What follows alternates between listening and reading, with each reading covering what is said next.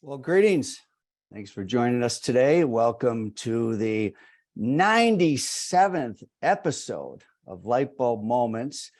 Remember, money's not the most important thing in life, but it is like oxygen on the gotta have it scale. Thank you very much for joining us. I am Tom Kuhn from Qnity. Whether you're live with us or listening to the podcast, we're glad you're with us.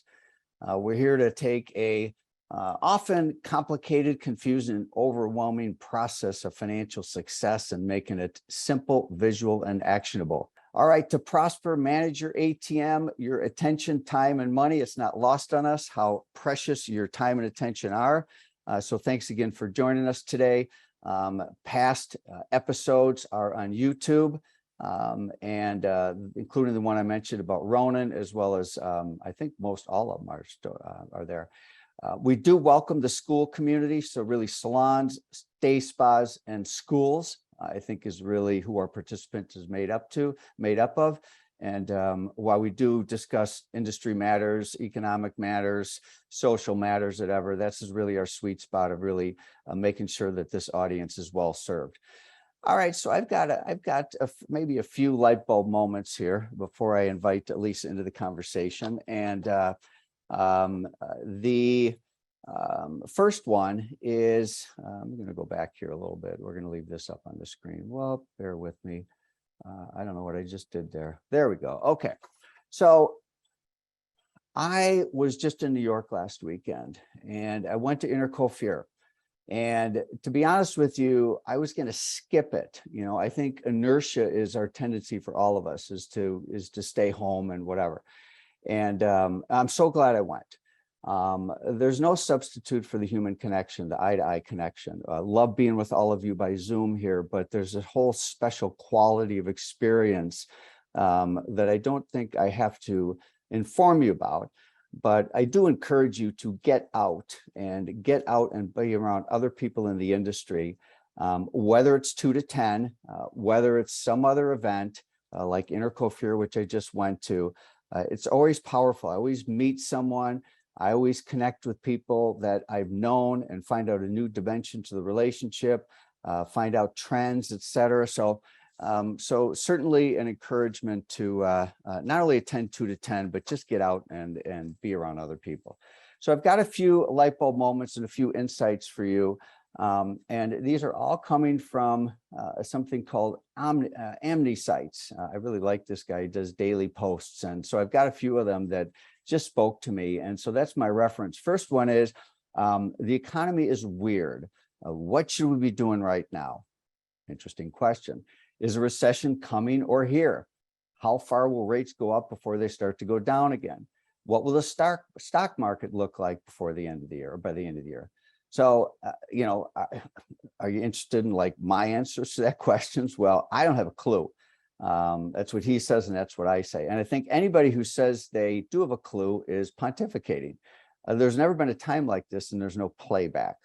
I think Lisa and I will piggyback on this in our conversation. And what he says is, here's what I do know.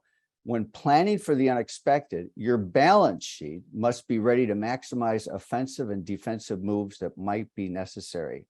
All right, now, I have often found, and I think this has hit me over the head even more recently, that many understand the income statement, but few understand the balance sheet. And we just did a Money SBO course up in Minnesota a couple of weeks ago. And if I can encourage financial literacy, even for those of you that are strongly financially literate, then learn the balance sheet. And because the balance sheet, understanding the income statement and the balance sheet, the P&L, which is slang for income statement, and the balance sheet gives you a level of confidence in terms of financial literacy and financial understanding. Now, I did notice that Kevin Lightheart, the CPA, raised his hand. I haven't seen why, but he's probably saying amen. The next insight out of Qnity sites, and another light bulb moment I have for you, is framed a reminder about how lucky we are, all right, especially as we look at the hurricane that just hit Florida. When was the last time you got aggravated with a problem you were dealing with? Well, for me, it was maybe this morning, all right? It might have felt like the wheels were coming off the bus. Well, not really, but it can be.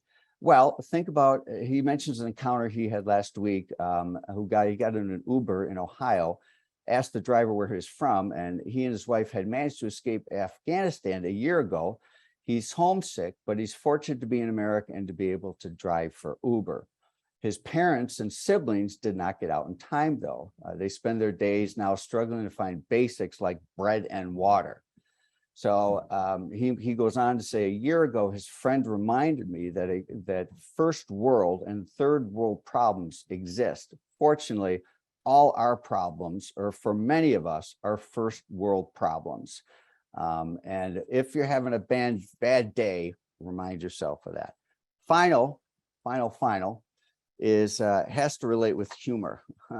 And learning to laugh at ourselves. And he mentions one of his favorite quotes is, when faced with the chance of laughter or crying, laugh. Last week, he read a quote that was even better. The person who cannot laugh at himself will soon find others doing it for him. All right. So I tried to make my wife laugh yesterday because she had knee surgery, which is why we didn't do roundtable last week. And of course, spousal humor also can be very high risk. I think my humor was accepted by her, but anyway, learning to laugh is a pretty darn good thing. I want to wish you guys a great rest of the week, and we hope to see many of you in about 10 days down in St. Pete. But for sure, we'll see you next week. We'll be live again next Wednesday, 10 a.m. Central Time.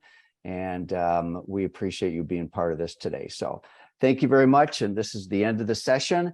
And we look forward to seeing you next week. Bye now.